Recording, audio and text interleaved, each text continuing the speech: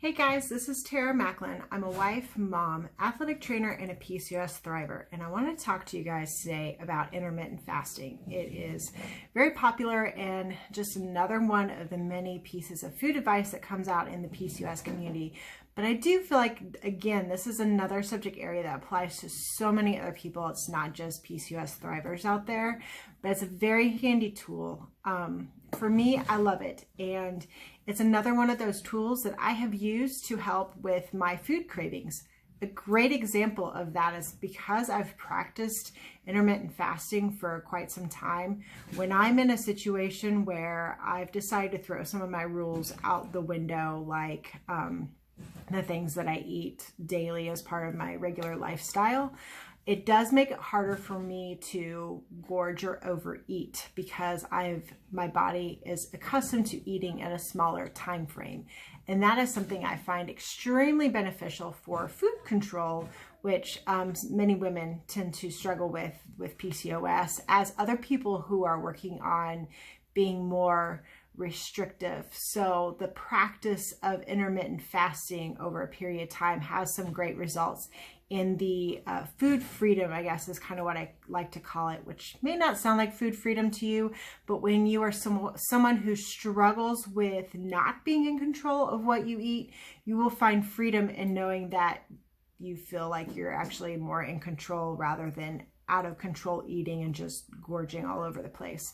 So I do find this as one handy way to manage the way that I eat and on the daily. So another great benefit, if you are an insulin resistant person, whether it's through PCOS or other things of maybe diabetes runs in your family, in particular type 2 diabetes. I can't speak to type 1 or other types of diabetes, but this is going to be something where it's been proven, there's research out there showing that it can reduce your insulin levels, and hopefully in the long run will also help you work on insulin resistance. Your body is getting more off time to process the foods that you're eating and to put those nutrients into play in your body, and therefore it's not having to combat this ever wave of food coming in all throughout a greater period of day.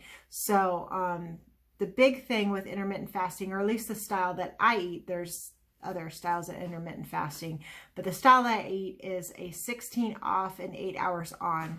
And so when you're working on intermittent fasting, you're getting that 16 hours for that food to be processed and put to the good use of your body and to eliminate. Your body isn't having to work as hard throughout a longer period of the day while it's in this fasting state, so that way your body can process and do what it needs to do with it without feeling overworked because there's more food constantly just coming in.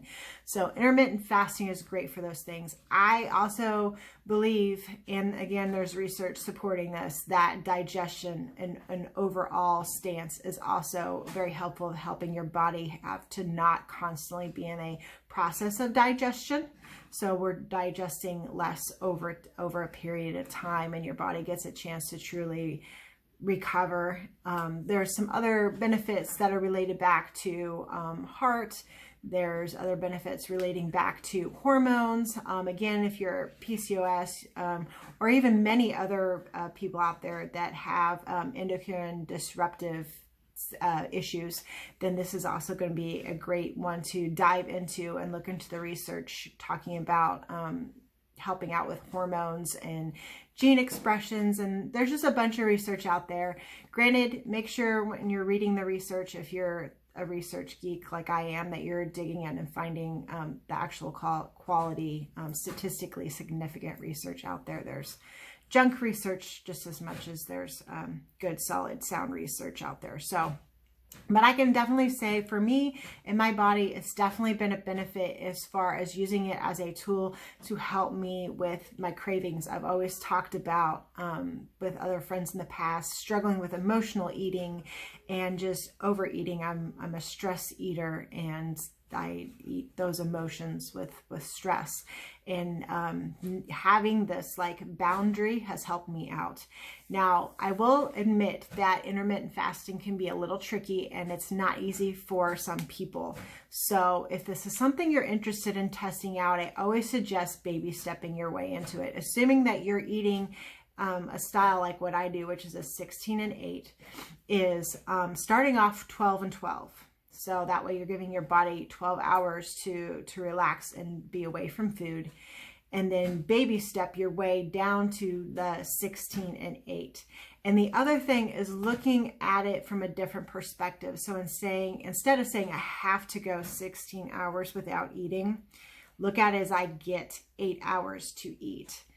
The other tip that I have is don't just eat whatever you want. I do feel like a good, solid lifestyle of making good decisions with the food that you eat also plays into intermittent fasting. A lot of the failures that I see are the people that are still eating like copious amounts of processed foods. I always like to throw out words like, you know, cheesy puffs and things like that.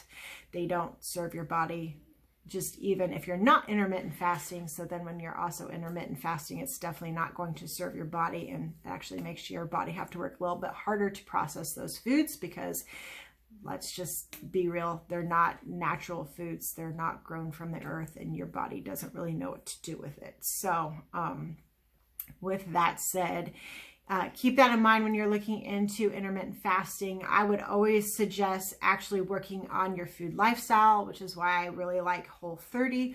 Whole30 was a very successful tool for me, and one that I try to put back in play at least twice a year to just kind of refresh my body and help me pick up with any mistakes that I've helped stumbled along the way, and just refresh my body periodically. But it's been a great tool for me, helping me in my PCOS thriving, and also helping me find food freedom, which then helped me stumble upon other things that I needed to work on. After finding the foods that were inflammatory for me, I was able to find other methods to help me with the other things that I was lacking, intermittent fasting being one of the other tools that I've put to use. So I find it very handy. But again, if you are like insulin resistant in some way, shape, or form, you might find this a little tricky. So I would suggest baby stepping your way into it and finding it a little bit easier. So if you break it down, you could break it down by weeks. That's what I've done, where I've baby stepped weeks, and